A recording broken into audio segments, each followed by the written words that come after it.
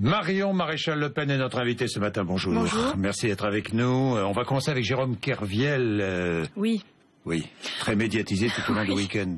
Ça pourrait presque être le début d'une histoire drôle, quoi. Entre le curé, le parti communiste et le trader, c'est assez étonnant. C'est difficile d'avoir un avis. Est-ce que c'est un bouc émissaire? Est-ce que c'est Il a été jugé, il a été condamné. La loi s'applique, il sera en prison dans la journée. Est-ce que la loi devait s'appliquer? Logiquement, s'il a été condamné, oui. Après, le problème, c'est que lui, il fait valoir qu'il y a eu des problèmes dans le, la justice. Vous pensez que c'est une victime, un héros, très honnêtement, un martyr? Je sais pas si c'est un héros ou un martyr, j'irai pas jusque là, mais je sais pas si c'est une victime. Peut-être, en effet, a-t-il servi un petit peu de bouc émissaire, j'en sais rien, très honnêtement. C'est compliqué de savoir, j'ai pas vraiment d'avis sur la question. Après, marcher avec lui Non. Non, parce que bon, faut pas non plus exagérer. On sent qu'il y a beaucoup de communication politique derrière tout ça, quoi qu'il advienne. Donc récupération. Vous parlez de communication politique, je parlerai de récupération politique. Oui, sûrement. Après, c'est difficile de démêler le vrai du faux dans cette histoire. On peut pas savoir. Ce qui est sûr, quand une peine est prononcée, il faut qu'elle soit appliquée. Voilà, ça c'est la logique. Bon, c'est quoi? C'est un combat contre la finance internationale? Oui, moi, je me méfie toujours. Quand le parti communiste est dans le coup, c'est qu'il doit y avoir un loup derrière. Mais tout le monde est dans le coup. Oui, tout le monde. Ça transgresse les partis politiques. Vous avez vu, même au Front National, j'ai vu. Oui, c'est vrai, mais je vous dis en fait, parce que personne n'a d'avis tranché. Qui soutiennent Jérôme Kerviel. Je sais pas s'ils le soutiennent directement. J'ai pas eu vent de ça, mais peut-être vous mieux renseigner que moi. Et la finance. Cette fameuse négociation, parlons-en, oublions Kerviel, cette fameuse négociation sur le traité transatlantique en cours, Union européenne, États-Unis. Alors, quelle est la position du Front National? Parce que je n'ai pas encore très bien compris. Vous demandez quoi? C'est très clair. On a une hostilité manifeste envers ce traité, puisque c'est un traité de marché commun euro-américain, qui est négocié d'ailleurs à l'insu des peuples européens. C'est extrêmement compliqué de savoir où en sont les négociations. Alors, soi-disant, ils arguent du fait qu'il y a un certain nombre de lignes rouges, assez injustes d'ailleurs, je ne sais pas si vous avez remarqué, parce que là, le protectionnisme est vanté pour l'exception culturelle et il est honni pour les ouvriers et les agriculteurs. Donc c'est assez injuste, mais moi je n'ai aucune confiance sur le respect de ces lignes rouges. Donc j'estime que vu le désastre du marché commun européen, ce serait absolument délétère que d'aller au bout de cette négociation. Et pourtant, parfois, le Front National vote pour. Le traité transatlantique européen, ça m'étonnerait, non? Conseil régional de Picardie. Non, ça m'étonnerait. Qui a adopté une motion. Non, alors écoutez, alors là, ils ont fait une erreur, ça m'étonnerait, parce que le Conseil régional de Picardie a adopté une motion et le Front National s'est opposé ça me paraît motion. Et cette motion s'opposait à ce traité. Le Conseil régional de Picardie a adopté une motion s'opposant à ce traité. C'était le 18 avril. Et le Front National a voté contre cette motion. Alors si ils ont voté contre, j'irai vérifier. Je suis pas au courant de la chose dont vous me parlez, mais croyez-moi. Dans ce cas-là, je vais me renseigner, mais ce serait très étonnant parce que très honnêtement, là pour le coup, que ce soit en bureau politique ou dans toutes les instances, il y a une opposition claire. Et même en région PACA. Et pour vous dire, on a même décidé à l'Assemblée nationale d'aller jusqu'à voter la résolution européenne proposée par le Parti communiste. Pour vous dire que nous allons au-delà des... Quelle alliance, exactement. D'ailleurs, j'ai vu, puisque vous parlez du Parti communiste ou de l'extrême gauche, de l'extrême gauche, vous êtes prête à vous allier avec l'extrême gauche, j'ai vu ça. Enfin, le Front National est prêt, mais oui, j'ai vu ça. Disons au Parlement européen pour... Je pense, je pense que sur certains points, en effet, la situation est tellement grave qu'il faut penser au-delà des clivages partisans et penser plutôt pour les peuples. Et donc c'est vrai que ça peut être amené, bien sûr, on peut être amené à voter des choses en commun, mais ça peut être l'extrême gauche comme autre chose. C'est pas. Mais disons que en tout cas, le traité transatlantique, c'est vrai qu'il semblerait qu'on ait un point de convergence. Alors est-ce que c'est eux par électoralisme à 15 jours des élections, j'en sais rien, je sonde pas les cœurs et les reins, mais en tout cas, on va pas voter contre. C'est Mélenchon quand même le premier qui a brandi le danger de ce traité transatlantique. Je ne sais pas si c'est le premier, mais ce que je comprends pas, c'est que là où c'est pas très cohérent, si vous voulez, c'est qu'ils critiquent ce marché commun euro-américain, mais ils n'ont rien à redire sur celui qu'ils ont construit main dans la main avec le PS et l'UMP au sein de l'Union européenne. Donc c'est pas très cohérent tout ça. On va revenir sur l'Union européenne. Le protectionnisme, parlons-en, ou patriotisme économique. Oui. Protectionnisme ou patriotisme économique? Ce sont deux choses différentes en fait. Le décret de Manuel Valls et Arnaud Montebourg permettant à l'État d'intervenir lorsque des entreprises françaises sont en danger et convoitées. Alors décret Alstom, déjà il porte assez mal son nom, parce que pour Alstom ça semble un petit peu plié, ce sera l'avenir allemand ou américain dans tous les cas. C'est la moindre des choses, sur le principe, c'est la moindre des choses, c'est ce que font tous les grands pays du monde. Vous approuvez donc. Oui, mais le problème c'est que c'est un vœu pieux. ce décret, puisque le patriotisme économique et le protectionnisme, qui sont deux choses différentes, puisque c'est les barrières tarifaires d'un côté et la priorité sur les marchés publics pour les entreprises françaises de l'autre, sont interdites par l'Union européenne. Donc ça veut dire que ce traité, de toute façon, sera inapplicable, et c'est si vrai d'ailleurs qu'à peine a-t-il été décidé que l'Union européenne a dit qu'elle allait regarder ça de très près et qu'elle prévenait la France qu'elle interdirait toute mesure de protectionnisme. Elle a fait des remarques pour l'instant. Oui, elle a dit qu'elle regardait ça très près et elle affirmait. De plus. Elle a fait des remarques. Elle a dit qu'elle ferait attention à ce qu'il n'y ait aucune mesure protectionniste. Voilà. Donc dans tous les cas, ça reste un vœu pieux qui de toute façon n'aura. Mais comment ? C'est un décret qui est pris. C'est pas un vœu. Oui, mais vous voyez bien qu'il va à l'encontre du droit européen. Mais est-ce que vous êtes favorable à ce décret ? Moi, je vous pose la question. Sur le principe, oui. Sur le principe, mais je trouve que c'est la moindre des choses. Et je ne comprends même pas d'ailleurs que ça a été fait par le passé. Mais je le soutiens ou non, parce que j'estime que c'est une opération comme, voilà, déjà c'est toujours en réaction de quelque chose. On appelle ça le décret Alstom. Mais combien, avant cela, d'entreprises stratégiques ont déjà été démantelées et soumises à la concurrence ? Alors que faut-il faire dans l'affaire Alstom ? Eh bien, il faut renégocier, en l'occurrence, les traités européens. Pour que l'État entre... Non, mais attendez. J'oublie l'Europe là. Mais c'est pourtant la clé. Oui, non, il y a d'autres solutions. L'État qui entre dans le capital, par exemple, ou d'autres solutions. Entre autres, oui, bien sûr. Mais là, c'est dans la solution de crise. Bien sûr. Mais le problème d'Alstom, si vous voulez, c'est que. Est-ce que vous êtes favorable à ce que l'État entre dans le capital d'Alstom ? Oui, bien sûr. S'il faut pour sauver cette entreprise, oui. Mais ce que je veux dire, c'est qu'Alstom est aussi la victime d'une politique industrielle. Vous vous souvenez qu'Alcatel et Alstom ont été démantelés parce que, soi-disant, les plus petites structures étaient plus rentables. On voit le résultat. Aussi parce qu'il y a quelques années de cela, la SNCF a préféré acheter des TGV justement à Siemens plutôt qu'à Alstom, parce qu'on ne fait pas de patriotisme économique. C'est la conséquence de choix politiques et industriels depuis des années, Alstom. Ça ne nous tombe pas sur la tête du jour au lendemain. Marion Maréchal Le Pen, l'Europe, donc on vote dimanche. Je sais que même vous avez des difficultés à mobiliser votre électorat, vos sympathisants, tous les partis politiques. L'abstention risque d'être extrêmement forte. Vous en convenez vous-même. Mais alors, moi j'ai une question très simple. Pourquoi voter pour des candidats qui n'aiment pas l'Europe ? Pour des raisons très simples. C'est qu'il n'y aurait pas eu de République si les Républicains n'avaient pas siégé dans les assemblées monarchiques. Et on aurait pu d'ailleurs parler de la même chose pour François Mitterrand, qui avait écrit le coup d'État permanent pour critiquer la Ve République et qui s'y était présenté. Le but, si vous voulez, c'est pas de légitimer l'institution. Mais vous aimez l'Europe ou pas ? Ah mais moi je ne confonds pas l'Europe et l'Union européenne déjà. Pour moi l'Union européenne c'est un régime avec des choix politiques particuliers qui ne sont pas d'ailleurs éternels, il faut bien le dire. Et du coup on a la civilisation européenne dans laquelle je me retrouve. Je me sens européenne mais je me sens d'abord française. C'est la grande différence. Bon, quelle Europe vous aimeriez ? Quelle Europe vous aimeriez construire ? Vous êtes jeune, Marion Maréchal Le Pen. J'imagine que vous êtes très favorable à des échanges culturels, des échanges linguistiques, des échanges économiques. On n'a pas attendu l'Union européenne pour cela. Ça c'est sûr. Une Europe et ça continuera. Sur les réalités. Même si on ferme les frontières, ça continuera. Les échanges, vous le savez bien, continueront. Mais je sais, mais d'ailleurs, preuve en est, vous savez que l'Angleterre n'est pas dans l'espace Schengen et les gens ne sont pas traumatisés de présenter leur visa à l'entrée de l'Eurostar et de changer leur monnaie, contrairement à ce qu'on nous explique.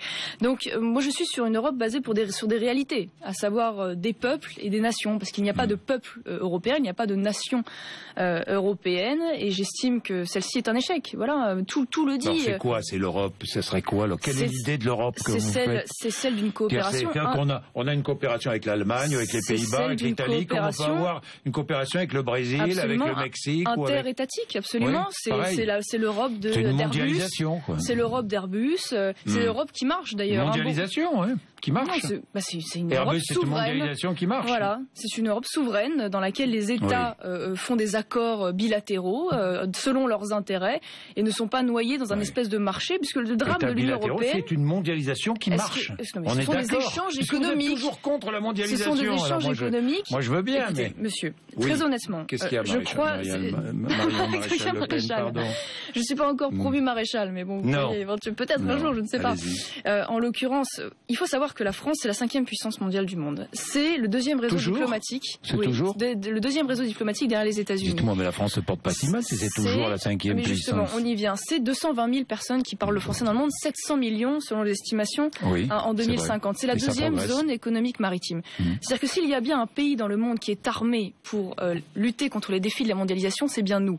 Voilà. Or aujourd'hui, le drame de l'Union européenne, c'est qu'elle nous désarme justement, parce que en plus de nous interdire le patriotisme économique, elle interdit la préférence communautaire. Elle n'a même pas eu le bon sens de mettre des frontières au niveau de l'Union européenne. C'est-à-dire qu'on est ouvert à tout vent face aux pays émergents, et en cela, nous sommes une anomalie dans le monde, et une anomalie qui, semble-t-il, est dramatique, puisque nous sommes la zone de croissance la plus faible dans le monde, dans la zone euro. La zone euro. Oui, absolument. Et l'économie la plus puissante du monde. Oui, écoutez, c'est la zone de croissance c'est la zone du monde, pardonnez-moi, dans laquelle la croissance a été la plus faible. Et notre grand champion, notre grande référence, l'Allemagne, a eu seulement plus 0,4 de croissance l'année dernière. C'est quand même pas. Et 0,8 au premier trimestre. Extraordinaire. Et 0,8 au premier trimestre. Et combien de pays aussi derrière qui continuent à traîner et à vivre des subventions européennes. Bon, Marion Maréchal, alors les subventions européennes, tiens, parlons-en. Qu'est-ce que vous faites avec les agriculteurs? Ah oui, nous sommes pour 9 milliards d'euros qui viennent oui, absolument. de l'Europe. Oui, enfin de l'Europe. Non, oui. C'est l'argent des États européens. Vous savez que la France verse 20 milliards d'euros tous les ans. 21, pardonnez-moi, vous voyez, encore plus, c'est encore pire que ce que je pensais. 21 milliards et nous n'en récupérons que 13. C'est-à-dire que nous sommes contributeurs nets à hauteur de 7 milliards par an. Donc c'est bien notre argent, hein. Donc nous sommes pour une renationalisation de la PAC, c'est-à-dire que nous considérons que cet argent, plutôt qu'il passe par l'Union européenne et à travers la politique de la PAC, qui nous paraît d'ailleurs assez injuste, nous préférerions verser directement cet argent en fonction des besoins de l'agriculteur. L'argent est mal réparti. Oui, il est mal réparti. On voit bien d'ailleurs les éleveurs laitiers notamment sont en grande difficulté quand les céréaliers bénéficient massivement de ces aides, alors que ce ne sont pas eux qui en ont le plus besoin. Oui. Marion Maréchal Le Pen, à Strasbourg, vous allez essayer de créer un groupe. Si, je sais pas, vous pensez combien de députés vous pensez dimanche? Alors précisément, c'est difficile. En tout cas, d'après les estimations, si dans le meilleur des cas, on va dire, notre groupe au Parlement européen, ainsi additionné à tous les partis dits eurosceptiques, comme le UKIP par exemple anglais, nous pourrions arriver à un tiers du Parlement européen. C'est vous dire que nous serons capables de peser. 74 députés français et combien de députés au niveau européen, Marion Maréchal Le Pen? Ah mais je vous dis, après je n'ai pas d'estimation précise pour. Non, mais combien il y a de députés au Parlement européen? Moi je vous demande. 577, non c'est ça un peu plus. C'est en France, vous avez raison. Pardonnez-moi, c'est pas 750 je crois, 750 quelque chose. Alors donc un tiers. Non, un cinquième. Nous pourrions aller jusqu'à un tiers dans les partis dits eurosceptiques, je parle. Si on additionne tous les grands mouvements... C'est-à-dire que vous vous associez, c'est extraordinaire. Au niveau européen, vous associez à l'extrême gauche, aux Grecs, des partis... C'est pas ce que je suis en train de dire. Ce que je suis en train de vous dire, c'est qu'en l'occurrence des partis... tous ceux qui sont eurosceptiques, il y en a. Comme les UKIP. Le MRC, il y en a. Non, mais des partis comme le UKIP, par exemple, ou le parti danois, qui, a priori, pour l'instant, refuse de faire partie de notre groupe au Parlement européen. Pour des raisons un peu compliquées, mais ces partis-là, indéniablement, vont être amenés à se positionner dans le même sens que nous. Oui, parce que je pense que M. Farage préfère être président de son petit groupe plutôt qu'être vice-président d'un grand groupe. Vous voulez créer un groupe, pourquoi? Pour toucher les 2 400 000 euros par an nous voulons créer un groupe parce que ça nous ferait sortir de cette espèce de statut de sous-député non inscrit qui nous empêche de mener à plein ce mandat, et puis surtout pour freiner l'accélération vers le fédéralisme européen. Vous êtes contre le Parlement européen? Vous êtes pour la suppression du Parlement européen, pour la suppression de l'Union européenne, dites-moi tout ce que vous voulez supprimer. Pour la sortie de l'euro, on le sait, mais au-delà de cela, toutes les institutions européennes, vous voulez supprimer toutes les institutions européennes? On ne va pas tout faire exploser comme ça. Ce que je suis en train de vous expliquer, c'est qu'aujourd'hui, ce Parlement européen, c'est un leurre. Marine Le Pen, je veux bloquer toutes les avancées de l'Union européenne. Oui, toutes les avancées. Ça veut dire que chaque fois qu'on va vers un pas de plus vers le fédéralisme et transfert de souveraineté, on va s'y opposer. Mais je veux dire, il y a un faux débat aujourd'hui au Parlement européen, parce qu'on nous explique, oui, le vrai débat, c'est la majorité entre la droite et la gauche. Déjà, c'est un leurre, puisque la droite et la gauche n'existent pas véritablement, en ce sens qu'ils sont tous fédéralistes, que ce soit le PPE ou le PSE. Donc ils votent 90% des textes ensemble.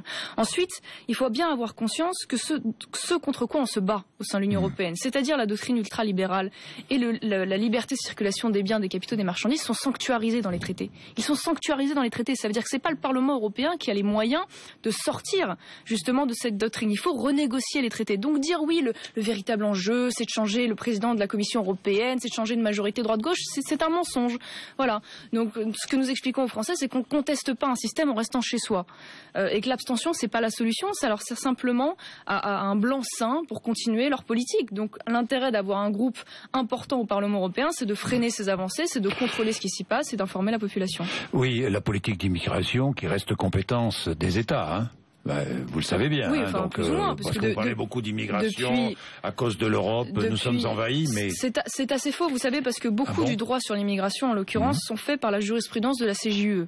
Parce qu'on oublie souvent de dire que la Cour européenne des droits de l'homme et la Cour de justice de l'Union européenne ont des jurisprudences qui s'appliquent aux États, qui sont d'ailleurs extrêmement intrusives, il faut bien le dire, et qu'ensuite l'espace Schengen, depuis 85, nous empêche de contrôler nos frontières avec un certain nombre de pays, et de plus en plus remis en cause d'ailleurs. La famille, on va quitter l'Europe. Oui. Marion Maréchal Le Pen, on va parler de la famille. J'ai écouté votre tante, Marine Le Pen, qui appelle à faire des enfants français pour lutter contre l'immigration. Ça, j'ai pas très bien compris.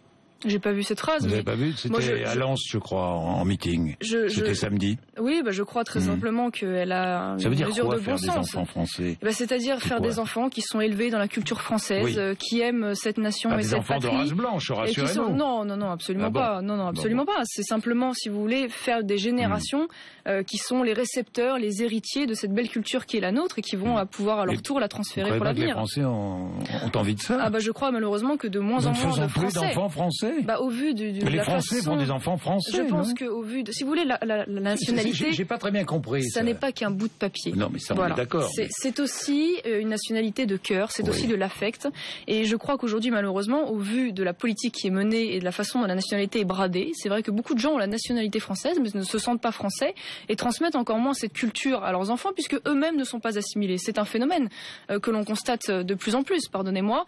Et je crois qu'elle a voulu, par là, expliquer qu'il était important pour défendre notre culture et notre nation, et de repartir dans ce système d'assimilation et de faire en sorte que nos enfants soient les héritiers de cette culture et de cette civilisation. Bien, Marion Maréchal Le Pen, puisqu'on parle de la famille, cette loi sur la famille, vous êtes députée? Scandaleux. Oui, j'ai déposé d'ailleurs un certain nombre d'amendements de suppression. Qu'est-ce qui est scandaleux? On passe en fait simplement du statut de la famille biologique à la famille sociale. C'est-à-dire que maintenant on va donner un mandat d'autorité parentale, allant d'ailleurs parfois jusqu'à des actes importants relatifs. C'est-à-dire que le beau-parent pourra recevoir un mandat des parents dans lequel après il aura l'autorisation d'exercer des actes usuels de la vie du quotidien pour l'enfant, mais aussi parfois des actes importants. Pour aller chercher l'enfant à l'école, par exemple. Le problème, c'est que le drame, monsieur, c'est que ça va extrêmement loin. C'est-à-dire qu'une fois ce mandat donné par les parents, celui-ci aura les moyens de saisir le juge si jamais l'un des parents souhaite lui enlever. C'est-à-dire qu'à partir du moment où ce mandat est donné, il deviendra extrêmement compliqué de lui enlever. On arrive à des situations où le juge pourra, par exemple, si l'un des parents est décédé ou dessaisi de l'autorité parentale, préférer placer l'enfant auprès du tiers détenteur de mandat plutôt que auprès d'un parent. C'est-à-dire qu'en fait, maintenant, on met à égalité le tiers... Si c'est le beau-père ou la belle-mère qui a élevé l'enfant... Ah oui, d'accord, donc vous trouvez ça normal qu'un enfant soit placé... Si c'est lui qui lui a donné tout son amour, est-ce que c'est pas normal qu'il ait un statut? Ça n'est pas son père et ça n'est pas sa mère. Non, mais c'est devenu, par amour, par affection, son père ou sa mère. Pas nécessairement déjà, et j'estime que non, le tiers n'a pas à être au même niveau que les parents, pardonnez-moi. Un père et une mère, ça n'est pas un beau-père. Non, je ne crois pas. Conservateur, absolument conservateur. Non, je ne crois pas. Vous savez que je crois qu'au-delà des temps, des générations et des idéologies, papa-maman reste papa-maman et resteront toujours papa-maman. Oui, c'est mais quand papa ou maman ne remplit pas son rôle, mieux vaut que le beau-père ou la belle-mère le remplisse, non? Ça n'est pas la question, ça n'est pas la question, ça n'est même pas ça. Mais si vous voulez, j'en ai discuté avec un certain nombre de praticiens du droit de la famille qui m'ont dit que ça allait être une source de contentieux extraordinaire, parce que vous savez, c'est déjà très compliqué lorsqu'il y a divorce de gérer, on va dire, justement les enfants entre ces deux parents. Là, je peux vous dire que ça va être très problématique. Et en ce qui concerne, là j'oublie le statut du beau-parent, le déménagement, la visite d'un médecin, le changement d'établissement scolaire, il y a deux parents. Bien sûr, est-ce que il est logique que l'un des deux parents ne puisse décider seul? Non, mais bien sûr, mais il n'y a pas que des mauvaises choses. C'est pas ce que je suis en train de vous dire. Vous allez voter. Vous allez rejeter en bloc ce texte de loi? En revanche, je vais rejeter en bloc parce que j'estime que justement les principales mesures sur ce partage de l'autorité parentale avec le beau-père et tout ce qui en suit sont tellement graves. C'est pas tout à fait un partage, mais bon, ça c'est votre... Ça y ressemble. C'est un mandat, on va dire. C'est un mandat, voilà. Mais en tout cas... Vous parlez de partage, ce n'est pas un partage. C'est une forme de partage, en tout cas, qui est après difficilement contestable, en plus. Non, mais je trouve que les dispositions sont tellement graves que oui, bien sûr, je voterai contre. Et la double domiciliation de l'enfant? La double domiciliation. Oui, 2 adresses. Oui, non, je trouve que pour moi, c'est extrêmement compliqué. Je crois que l'enfant a besoin de stabilité. Donc, ça, typiquement, c'est des mesures qui familles sont décomposées. Qui me paraissent parfois, vous le savez bien. Ça arrive dans toutes les familles, Marion Maréchal Le Pen. C'est comme le principe de dire, il faut systématiquement la garde alternée. Je ne le crois pas. Je crois que ce n'est pas contenu mais en l'occurrence, ça a été des pistes qui ont été abordées. C'est plus compliqué que sur le papier. Voilà, on peut pas simplement prendre le papier comme ça. Il faut bien un cadre, et on sait que c'est beaucoup plus compliqué. Donc je vous dis que sur ce statut des beaux-parents, ça me semble être une source de conflit majeur. Ça me semble être un glissement vers la famille sociale maintenant, où le tiers est au même niveau que les parents, ce que je condamne. Voilà, parce que j'estime que le beau-père n'a pas ou la belle-mère n'a pas le même rôle éducatif et affectif que le père ou la mère. Le texte crée un mandat d'éducation quotidienne qui permettrait aux beaux-parents d'accomplir avec l'accord des parents biologiques des actes de la vie de tous les jours. Absolument. Et si l'un des parents veut les saisir... Et le beau-parent aura la possibilité de léguer des biens à son bel enfant avec la même fiscalité que pour son enfant. C'est pas normal ? Non, c'est pas normal. C'est pas normal. Non, mais si vous voulez, c'est pas le problème. Le problème, c'est qu'une fois que ce mandat est donné, je suis en train de vous dire que justement la personne peut saisir le tiers à qui on a délégué justement cette possibilité d'exercer l'autorité parentale, peut saisir le juge si jamais l'un des deux parents veut lui ôter ce mandat. Je veux dire, ça devient complètement délirant. Il n'y a plus de préférence à la parenté dans le placement des enfants lorsque le juge prononce une peine suite au décès des parents ou un retrait de l'autorité parentale. Ça veut dire qu'on préfère placer l'enfant chez son beau-père ou sa belle-mère plutôt que chez le parent survivant ou chez le grand-parent. J'estime que ça n'est pas normal, que ça n'est pas le même statut et qu'en cela, il faut défendre avant tout la famille biologique.